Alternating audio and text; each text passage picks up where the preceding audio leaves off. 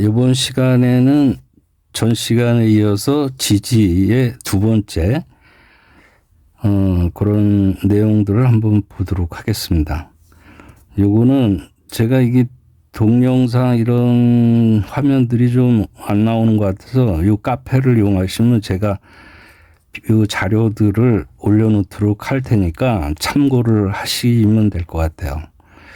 자, 지난 시간에 지지에 대한 기본적인 이해를 간단하게 봤고, 이번 시간에는 조금 더, 그리고 지장간이라는 거에 대해서 한번 보도록 하겠습니다.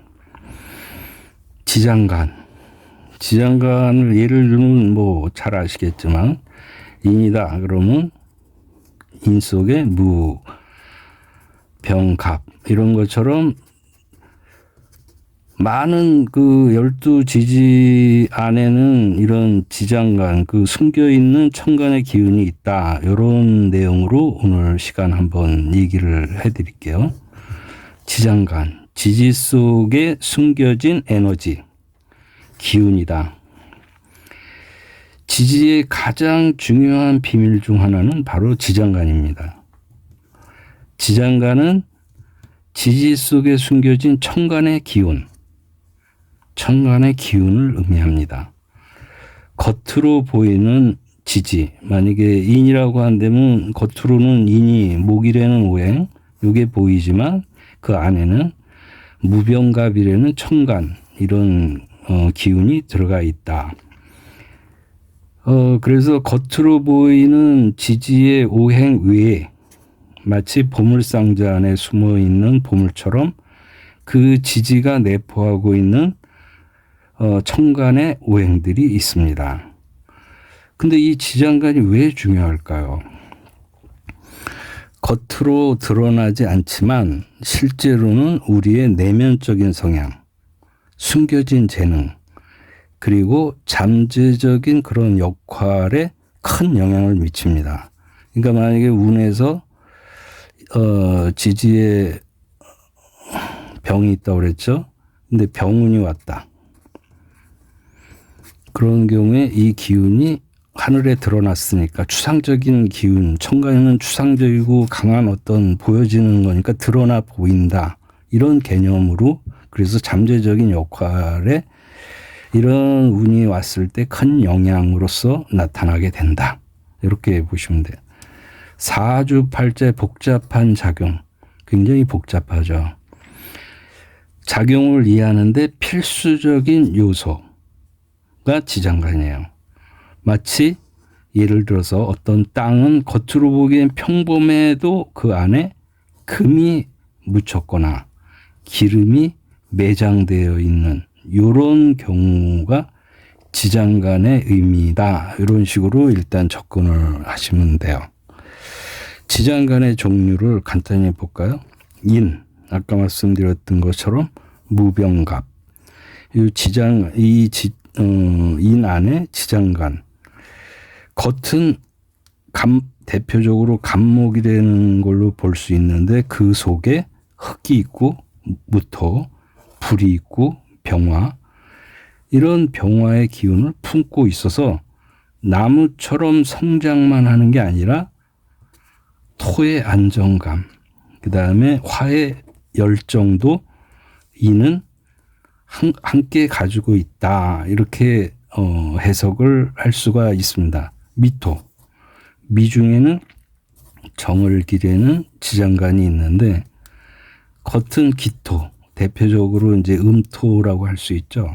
하지만 불, 나무의 기운을 품고 있어 섬세한 관리, 그러니까 섬세함이라는 건 음의 속성과 함께 전문성, 정이라는 거는 전문성의 개념이 있어요.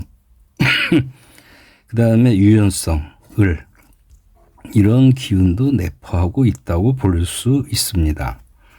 그래서 지장간의 활용을 보면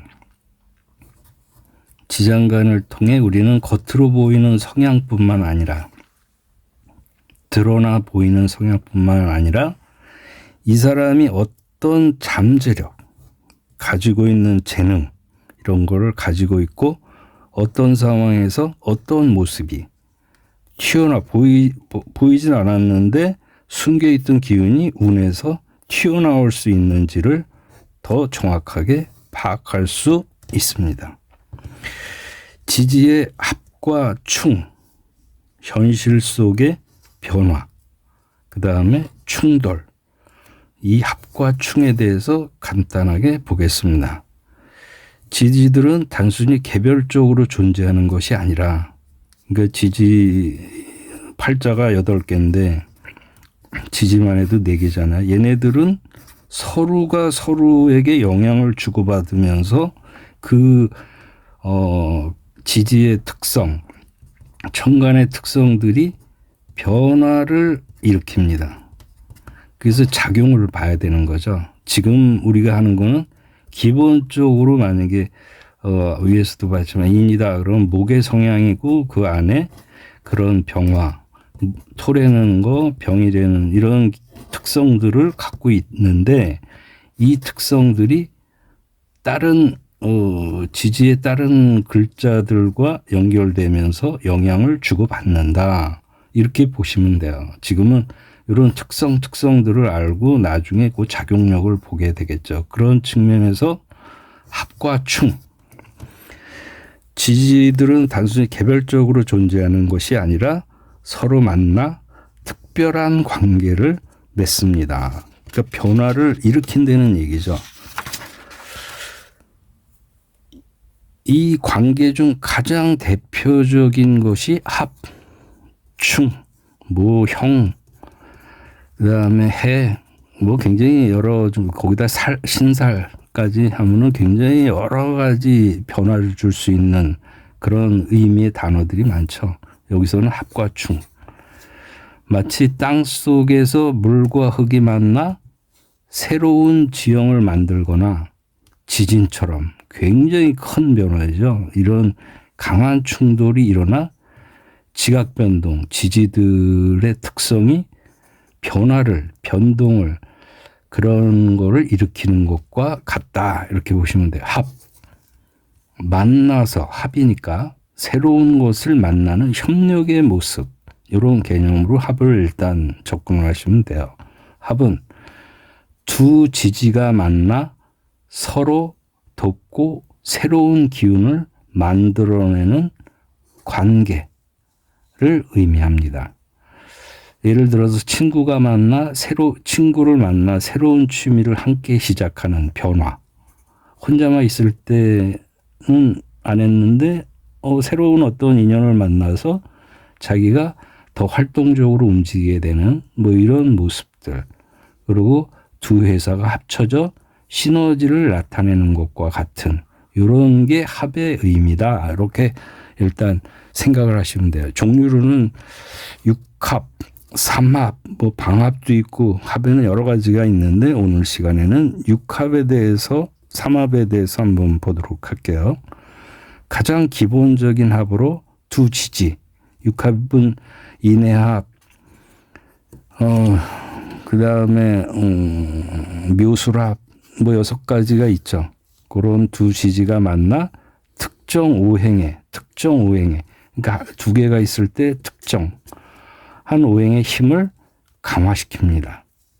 예를 들어 자축, 합토 같은 경우는 자와 축이 합해서 화해서 토가 된다. 이 화해서 토가 된다는 건 없어지는 개념이니까 상당히 어떤 주변의 사주 구조의 그런 상황을 봐야 되는데 이런 식으로 합해서 토가 된다. 인해는 목이 된다. 합해서 묘술은 화가 된다. 이런 식으로 육합이라는 개념이 있다. 이 정도로 일단 접근을 하시고 삼합. 세 지지가 만나 강력한 특정 오행의 기운을 형성합니다. 여기 예를 들어 인호술 하면 인호술 삼합하면 화가 된다. 화. 그 다음에 사유축하면 금이 된다. 이런 인호술 사유, 요 삼합의 종류에 대해서는 한번 이렇게 보시면 요 네 가지가 있죠. 인호술, 사유추, 해묘미, 그다음에 또 뭐가 있나. 이렇게 네 가지가 있습니다. 영양. 합이 잘 이루어지면 안정감, 협력, 유대관계, 그리고 새로운 발전이 일어납니다. 하지만 그 사주에서 삼합으로 인해서 그 기운이 과해지면 불균형한 상태가 되는 거죠. 그런 경우엔 특정 기운에 만약에 인호술 화가 된 삼합이 됐는데 수가 약하게 있다. 그럼 수를 상당히 강하게 극을 해버리니까 조율을 해버리니까 수에 문제가 생기겠죠. 수는 건강상으로 신장, 방광 뭐 이런 데니까 이런 부분에 안 좋을 수 있겠다. 이렇게 가늠을 해볼 수가 있겠죠. 충이라는 건 충돌과 변화를 통한 성장. 충이면 무조건 깨진다 이런 개념이 아니고 비워내고 다시 뭔가를 이제 만들어낸다 이런 변화는 크죠. 그렇기 때문에 이 변화 때문에 충은 무조건 안 좋아. 인신충, 사고수가 있네 뭐 이러지만 그런 개념 이전에 충돌과 변화를 통한 뭔가 조율이 들어가는 거거든요. 충이든 합이든. 그러니까 성장을 하겠다 뭐 이런 식으로 접근을 하고 나서 사고 이런 중간에 변화가 있음으로 해서 그런 성장도 동반을 하겠구나 이런 식으로 접근을 하시는 게 굉장히 중요합니다. 자 보시죠. 충은 두 지지가 서로 반대편 그러니까 인하고 인신충이라고 하죠. 봄 기운과 가을 기운 인신충 충돌하는 관계를 의미합니다. 마치 서로 반대 방향으로 달리던 두 물체가 부딪혀 방향을 바꾸거나 압력이 가해져 단단한 물질이 깨지는 것과 같습니다. 변화가 큰 변화, 굉장히 큰 변화 속에 새로운 어떤 결과물이 도출이 되는 거죠. 그러니까 변화 속에는 사고나 안 좋은 우리가 보통 흉이라고 안 좋은 그런 사건이 벌어지지만 결과에 있어서는 또 다른 문제다. 이런 식으로 이 충을 일단 접근을 하시는 게 중요합니다. 종류에는 뭐 자오충, 묘유충, 인신충 그런 것들이 있죠. 영양. 충은 나쁘다고만 볼 수가 없어요. 우리는 인생에서 사고가 있으면 무조건 안 좋다 이러지만 사주를 추명할 때는 일단 변화가 굉장히 크다. 일단 이런 식으로 접근을 하시는 게 중요하죠.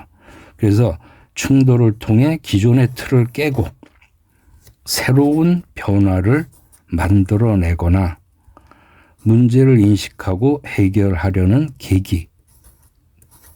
굉장히 큰 변화니까 계기가 된다. 이런 식으로 충을 접근을 하시는 게 아주 중요합니다.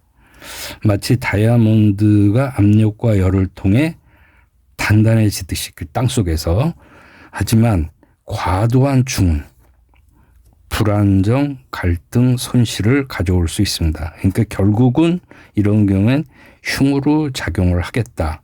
하지만 충이 결과로 길한 작용으로 나타나는 경우도 있다. 이렇게 일단 이해를 하시면 됩니다. 합과 충은 우리 삶에서 끊임없이 일어나는 만남의 변화, 이런 변화를 상징합니다. 이를 통해 우리는 외부 환경과의 상호작용 속에서 어떻게 성장하고 발전하는지 팔자를 보면서 이해를 할 수가 있습니다. 팔자를 해석한다는 건 정말 쉽지 않은 작업이죠. 그러니까 우리가 지금 각각을 보지만 구조, 격국도 봐야 되고 그 다음에 오행, 지금은 오행을 하는 거니까 그런 현상이 일어나는데 과연 이것이 사람 간의 관계, 육친이라는 관계에서는 어떤 식으로 사람 간의 관계에서 나올 수 있을까? 그 다음에 이 사람의 틀 자체에서는 이 모습들이 이런 격국이라는 틀 안에서는 이 충해 현상이 어떤 식으로 이 팔자 구조를 변화시키고 움직이나 이런 맥락을 봐야 되니까 사실 사주팔자를 감명한다는 거, 통변한다는 건 그렇게 쉬운 작업은 아닌데 하나하나 해나가 보는 거죠. 세 번째, 지지. 그래서 내 삶의 현실적인 그림은 어떻게 되는가. 지지의 계절. 지지는 계절이라고 그랬고 시간이라고 그랬고 지장간과 합충 같은 관계를 이해하면 우리는 사주팔자가 보여주는 나의 현실적인 삶의 그림을 조금은 더 명확하게 그릴 수 있습니다. 이런 지금 과정을 음양, 오행, 천간 오행, 지지 오행, 지장간 이런 그리고 이제 앞으로 육신 그다음에 격구 그런 줄거리들을 통해서 하나의 팔자를 읽어내는 과정에 지금 있다. 이렇게 보시면 돼요. 지지는 환경을 분석하는 개념이 있다.